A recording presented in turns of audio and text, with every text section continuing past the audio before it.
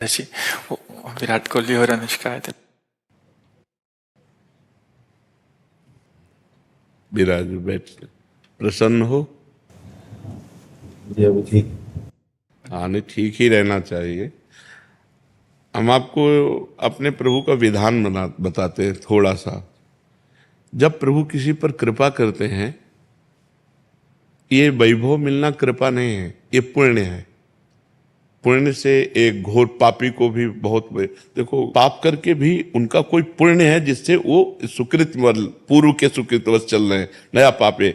ये वैभव बढ़ना या यश बढ़ना ये भगवान की कृपा नहीं मानी जाती।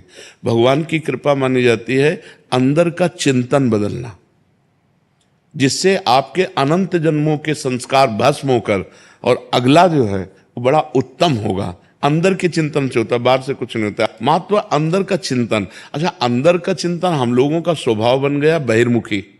बहिर्मुखी मतलब बाहर, बाहर यश कीर्ति लाभ विजय, इससे हमको सुख मिलता है। अंदर से कोई मतलब नहीं रखता कोई विरला ही अंदर से। अब क्या होता है, भगवान जब कृपा करते हैं तो संत समागम देते हैं, फिर दूसरी जब कृपा होती तो विपरीतता देते हैं, और फिर अंदर से एक रास्ता देते हैं। ये मेरा रास्ता है, ये परम शांति का रास्ता है, ये शांति का रास्ता नहीं। भगवान वो रास्ता देते और जीव को अपने पास बुला लेते हैं। बिना प्रतिकूलता के संसार का राग नष्ट नहीं होता। किसी को भी वैराग्य होता है तो संसार की प्रतिकूलता देखकर वैराग्य होता है। सब कुछ हमारे अनुकूल है तो हम आनंदित होकर उसका भोग करते हैं। जब हमारे ऊपर प्रतिकूलता आती है तब ठेस पहुंचती है कि इतना झूठा संसार, तो अंदर से भगवान रास्ता देते हैं। ये सही है। भगवान बिना प्रतिकूलता के इस संसार को छुड़ाने का कोई भी औषधि नहीं रखी। आज तक जितने बड़े महापुरुष हुए हैं, जिनका जीवन बदला है, उनको प्रतिकूलता का दर्शन करके बदला है। तो कभी प्रतिकूलता आए तो उस समय आनंदित हो कि मेरे ऊपर अब भगवान की कृपा हो रही है, कि मुझे सतमार्ग में चलने की प्रेरणा मिल रही है। अगर सतमार्ग छूटा हो, ये सब तो एक सेकंड के लिए आप विचार कीजिए। अब अपना सुधार कर लो, अपने जीवन को सत्य में ले आओ, तो अगला जो होगा वो बहुत जोर का होगा। चाहे जन्म हो तो श्रीवान कुलवान धनवान वैभव संपन्न ऐसे, और भक्ति की अनुकूलता, भक्ति की अनुकूलता। खास बात श्रीवान धनवान कुलवान नहीं, खास बात भक्ति की अनुकूलता। अगर इस जन्म में भगवत प्राप्ति नहीं हुई तो भगवान श्री कृष्ण ने गीता में कहा है कि मेरे भक्त का नाश नहीं होता।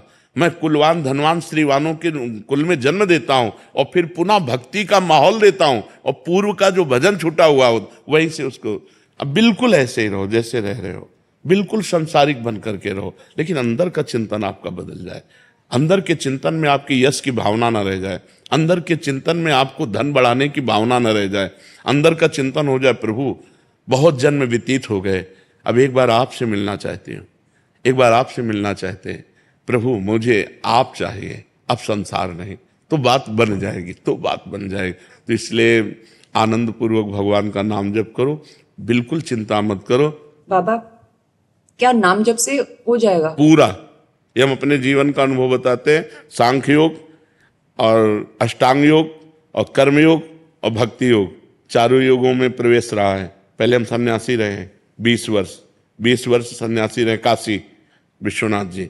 तो हम सांख्य योग, अष्टांग योग, जो अष्टांग योग है ना, अष्टांग योग कर्म योग, इन तीनों को अच्छी प्रकार जान करके और फिर भक्ति योग में आए हैं। स्वयं भगवान शंकर से बढ़कर कोई ज्ञानी तो नहीं ना, सनकादि से बढ़कर कोई ज्ञानी नहीं। वो हरिशरणम सनकादि हर समय जपते रहते हैं। भगवान शिव राम राम राम राम राम राम जपते रहते हैं। हम वृंदावनवासी प्रिया प्रीतम के उपासी, तो जो राम में राह है वही राह है, जो धा है ये रस देने वाली वस्तु है।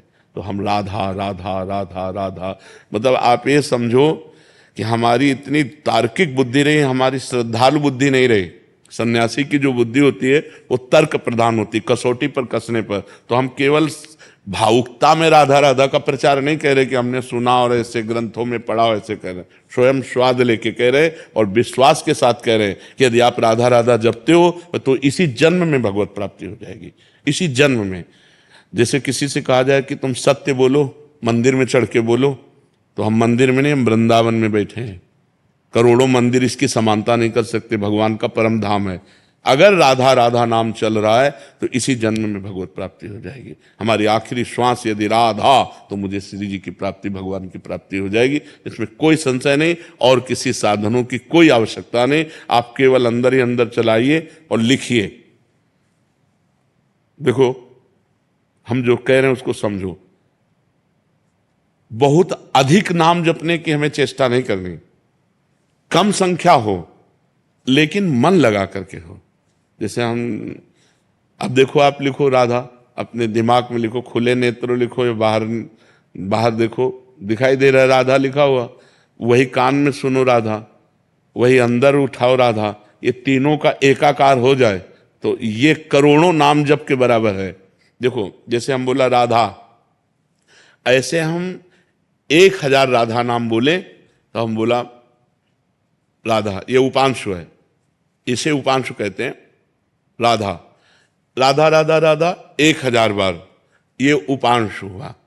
अब ये ऐसे उपांशु हम 10,000 बार जप करें, अंदर देखते हुए बोले राधा, उपांशु 10,000 बार नाम जप करने का फल एक बार मानसिक में है। इतना बड़ा फल है ये। ऐसे